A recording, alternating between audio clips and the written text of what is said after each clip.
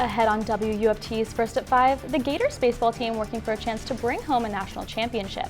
We were live in Omaha, Nebraska ahead of their first World Series game and the supporters who followed to see them in action. The rains have finally subsided in South Florida, but flooding remains. The governor's response to the significant rainfall that made streets look like rivers and ponds. Plus, Florida's election field is set. We previewed the crowded field for one major local race. First at 5 starts right now. First at 5, from the University of Florida's College of Journalism and Communications, you're watching WUFT News. Gainesville Regional Utilities has officially announced its next leader, and it's a familiar name. This is WUFT's First at 5. I'm Tatyana White. And I'm Sarah Hauer. In the last hour, GRU sent out a press release stating Ed Bilarski as interim chief executive officer. This new position comes after he was appointed during a GRU Authority board meeting Wednesday. During that same meeting, the majority of the board voted to relieve former general manager Tony Cunningham of his duties. Bilarski was appointed to the authority by Governor DeSantis last month. He also served in a similar leadership role from GRU from 2015 to 2022. Bilarski resigned from the authority board to accept this new role. Of all the teams in Nebraska at the site of the College World Series, the Florida Gators bid is the most unlikely. But just like with any major feat, hard work and a little luck goes a long way. Let's get right out to WUFT Sports' Ben McLeish live in Omaha ahead of the Gators matchup with the Texas A&M Aggies. Of the 8 teams that earned a spot in the College World Series, the Florida Gators had to travel the farthest at just over 1,300 miles. But of course, the Gator faithful made the long journey to support their favorite team as it searches for its second ever national championship. Let's go Gators! For Florida natives and lifelong Gator fans Jake and Zach, their reason for coming to Omaha is as simple as it gets. Their favorite team is here. The Gators are here. They made it to the final stage, and we just wanted to come cheer them on. For Jake, being a Gator fan means much more than just rooting for the baseball team. It means that I get to root for my state, my team, and the school that my mom was in. Some fans even fantasize about making it onto the field one day. Jackson Vasallo, a high school baseball player from Bradenton, says that Florida is his dream school. It's a great atmosphere, a lot of great players there, and a lot of good major league players coming out of Florida. Fan. But every fan here shares one thing in common. They came to support the orange and blue on the biggest stage.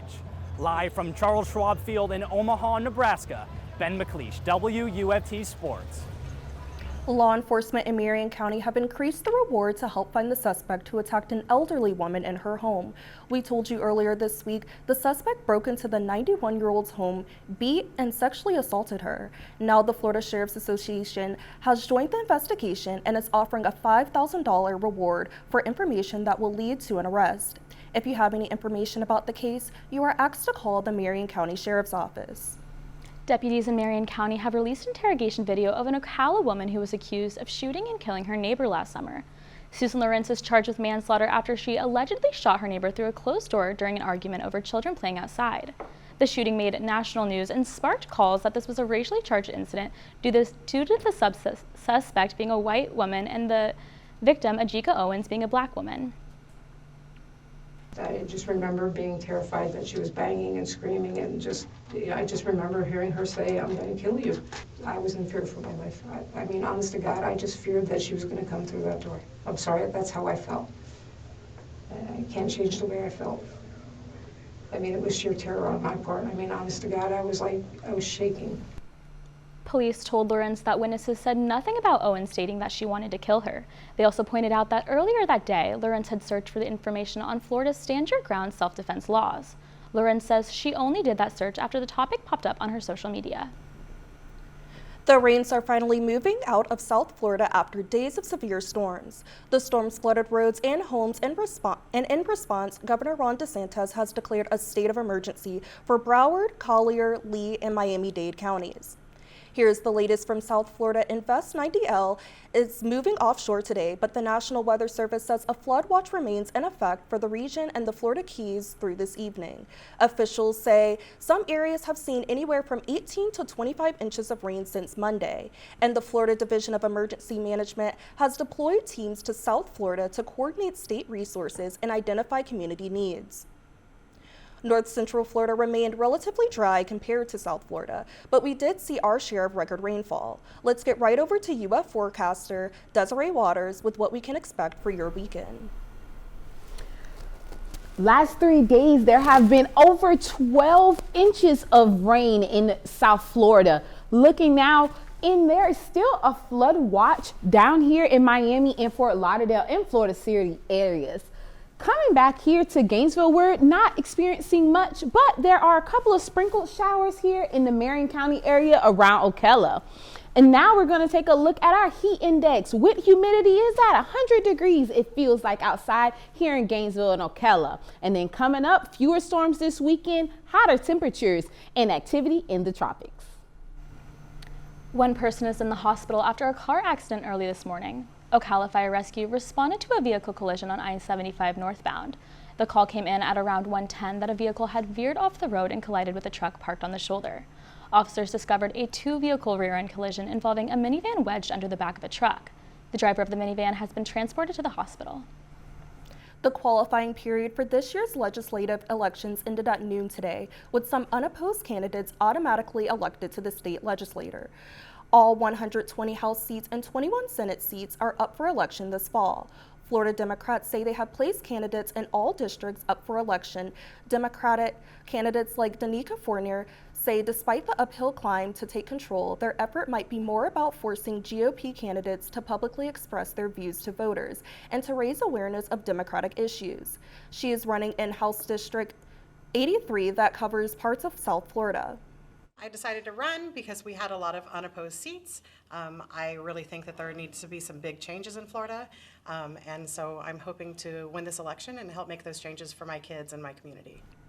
Republicans currently hold 84 House seats and 28 of 40 Senate seats. Primary elections will be held August 20th, with the general election on February 5th.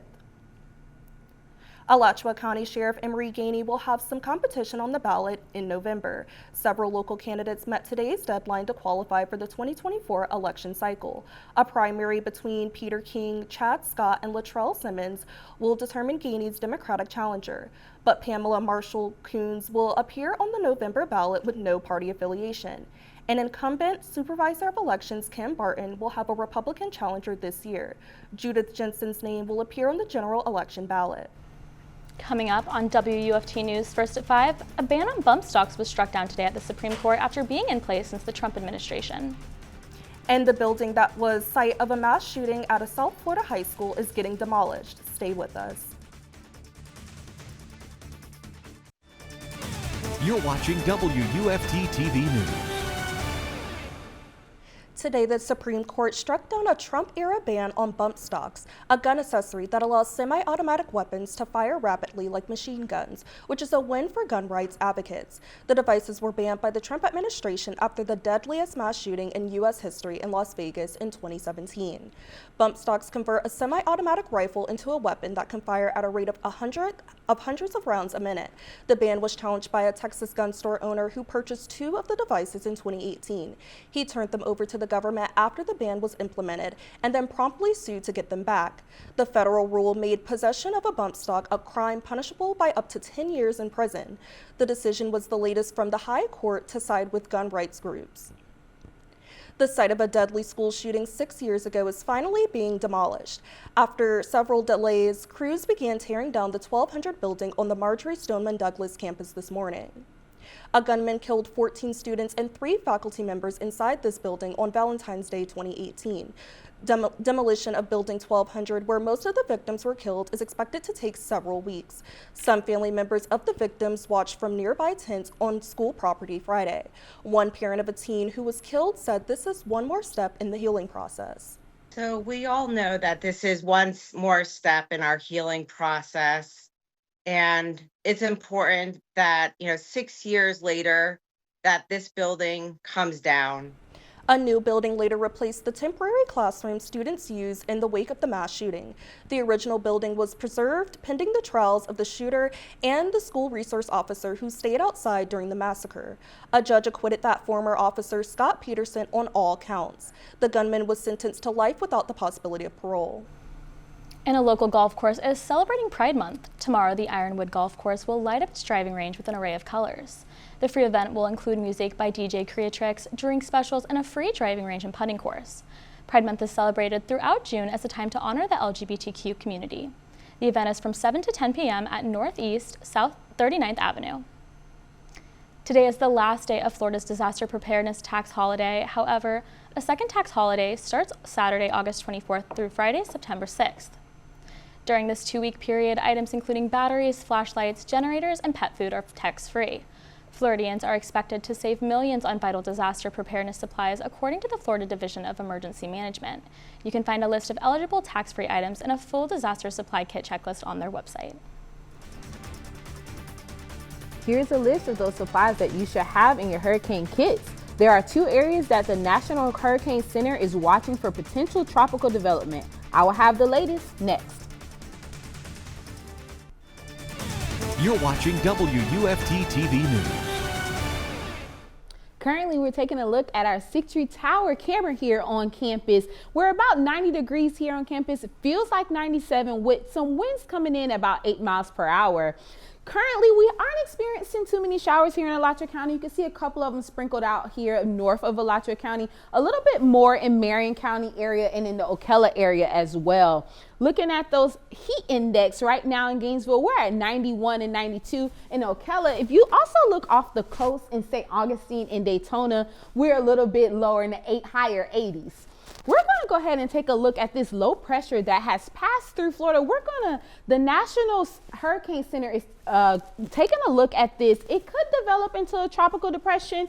It is a very low chance of that happening, about a 10% chance of that happening here off the coast of the Carolinas. But taking a look at the lower Gulf, they are taking a look and keeping their eyes over here. This could develop into next week, about a 50% chance of some type of tropical storm happening here.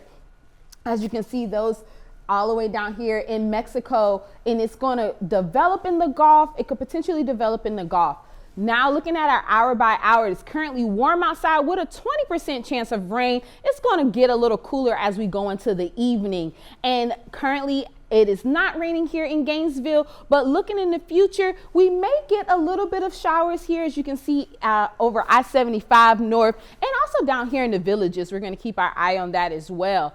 Taking a look at our 7-day outlook, we have about a 30% chance of rain today, and then going into the weekend, going into about a 50% chance of rain going into next week. Those temperatures staying in the 90s, could get a little lower with the rain chances going up into next week to about 70%. And that is your Friday weather with Waters. Coming up in sports, we'll preview the Gators' upcoming College World Series game against Texas A&M.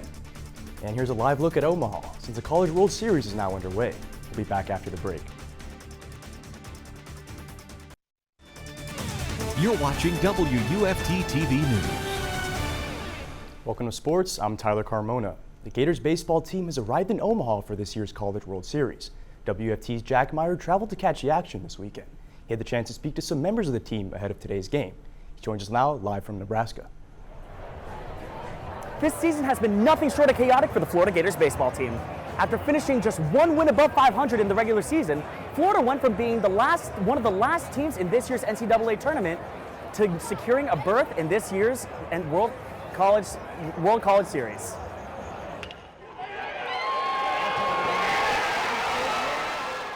After surviving a hotly contested Stillwater Regional, the Gators secured their spot in the College World Series with a stunning upset in the Clemson Super Regional. Michael Robertson gave the Gators the push they needed to stay alive last weekend, clinching a walk-off double in the 13th inning in Game 2 of the series to punch their ticket to Omaha. The Gators have been widely viewed as underdogs throughout this tournament, but head coach Kevin O'Sullivan is not concerned. You know, I think it's been well scripted that we maybe have underachieved quite a bit this year, but you know, we played obviously a really difficult schedule, and we played in some really tough places. Things won't get any easier for Florida from here. First up for the Gators in Omaha is a matchup with number 3 Texas A&M. Florida took care of business in its regular season series against the Aggies last March, but has endured its fair share of struggles since then. Nevertheless, the Gators remain confident that they can keep their Cinderella run alive starting this weekend. obviously our backs have been up against the wall for what feels like majority of the year. So, I think, we're battle tested and we're, ready to go, and whatever is thrown our way, I think we're going to be prepared and ready to rock. Freshman ace Liam Peterson is expected to take to the mound for the Gators tomorrow evening, with first pitch set for 7 p.m. Reporting live from Omaha, Nebraska, Jack Meyer, WUFT Sports. And for some more local sports news, PK Yonge has hired an alumni and former FAMU basketball coach Willie Powers III to lead their boys basketball program.